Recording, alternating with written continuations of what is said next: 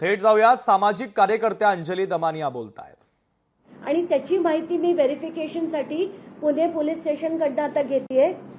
या व्यतिरिक्त हे जे जलिंदर सुपेकर आहेत त्यांच्या विरोधात हे महिला आयोगाला मयुरीच्या आईनी लिहिलेलं पत्र, त्याच्यात सरळ सरळ लिहिलंय की एकदा नाही अनेक वेळा मेहुण्यांचा धाक दाखवून आणि राजकारण्यांचा धाक दाखवून या कुटुंबाला हैराण केलं गेलं।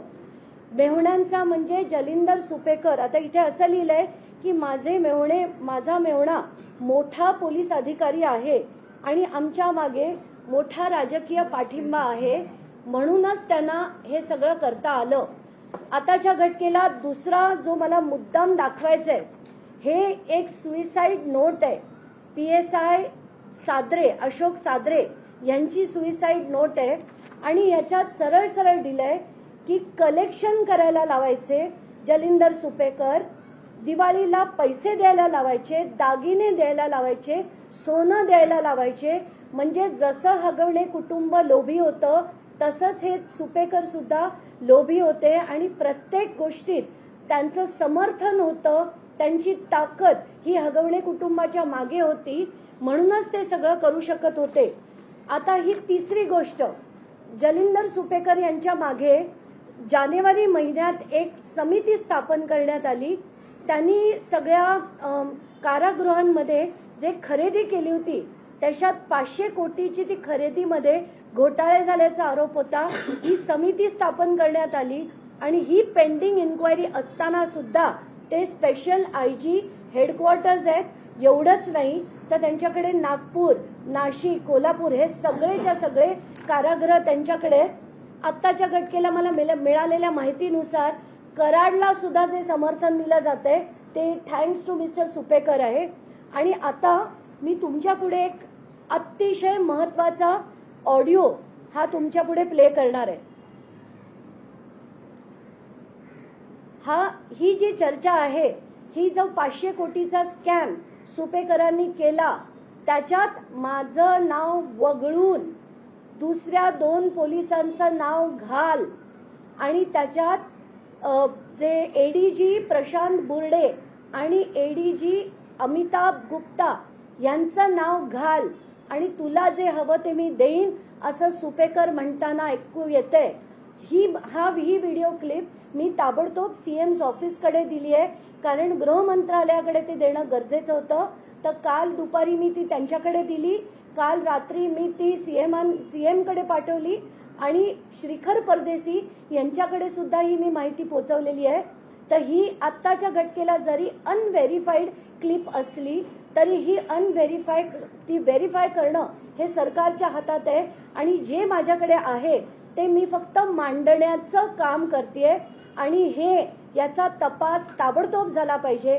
आणि हे तपास होईपर्यंत जसं मी म्हटलं की हगवणे कुटुंबाला ज्या लोकांनी मदत केली त्या लोकांना शिक्षा झाली पाहिजे। कारण वैष्णवीचा जो मृत्यू झाला, त्याच्या आधी जे मयुरीची मारहाण झाली, मयुरीला पण जो त्रास झाला, हे सगळं करण्याची ताकद त्या हगवणे कुटुंबाकडे याच सुपेकरांमुळे आली। तर आता मी तुम्हाला ती क्लिप ऐकून दाखवते, म्हणजे पोलीस किती मॅनिप्युलेटिव्ह आहेत, कसे ते सगळे अहवाल सुद्धा बदलण्याचं काम करतात ते तुम्हाला ऐकू येईल।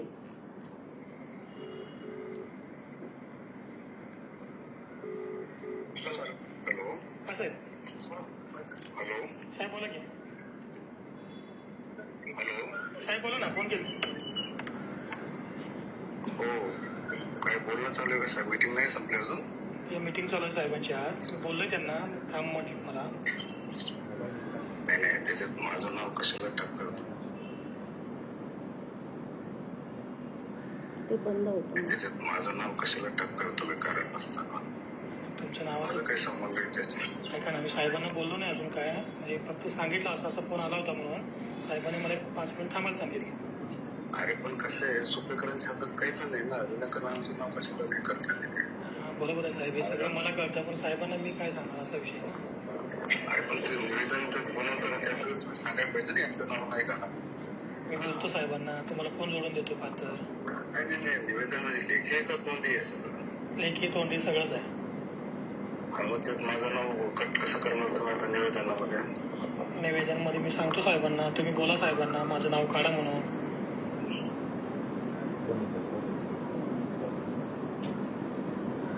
कट मारते. तुम्ही निवेदन कट दुसरं तयार करा ना, माझं नाव घेऊ नका. हा. साहेबांचा त्याचा विषय आहे ना ते. बरोबर आहे, पण मी त्यांना बोलतो साहेबांना.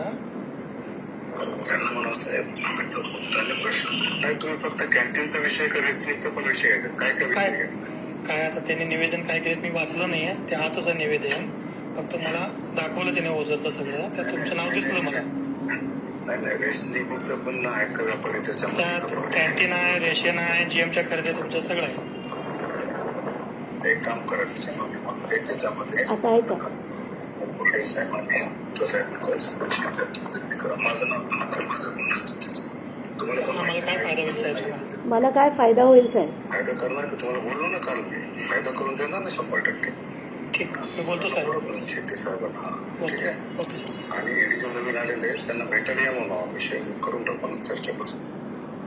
हे आहेत जलिंदर सुपेकर, जे आत्ताच्या घटकेला सगळी कारागृह महाराष्ट्रातली जी बहुतेक मोठी कारागृह आहेत ती यांच्या हातात आहेत. आणि काही काळानंतर आता मला वाटतं हे हगवणे कुटुंब सुद्धा जर जेलमध्ये गेलं, ते सुद्धा यांच्या सुपेकरांच्या मदतीने त्यांना सुद्धा सगळी VVIP ट्रीटमेंट दिली जाईल. तर माझं असं निवेदन आहे की आत्ताच्या घटकेला जोपर्यंत ही इन्क्वायरी पेंडिंग आहे तोपर्यंत यांना या सगळ्या कर्तव्यातनं बाहेर करण्यात यावं अशी विनंती मी CMना केली आहे आणि CM's ऑफिसकडे पण केलेली आहे. हे दाखवणं मी माझं कर्तव्य समजते म्हणून मी ते दाखवलंय, कारण तिथे जर ते दाबलं गेलं तर जनतेपुढे हकीकत आली पाहिजे म्हणून मी आता हे जे क्लिप आहे ती प्ले केलेली आहे. धन्यवाद.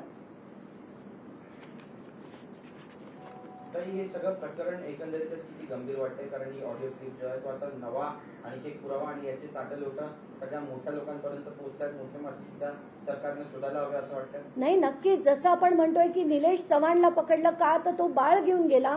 ते या कुटुंबाला ही जी ताकद मिळाली, जी लढण्याची म्हणजे या सगळ्यांचा छळ करण्याची ताकद का मिळाली, कारण त्यांच्या मागे एका मोठ्या मेव्हण्याचं नाव होतं, जे नाव जलिंदर सुपेकर यांचं होतं.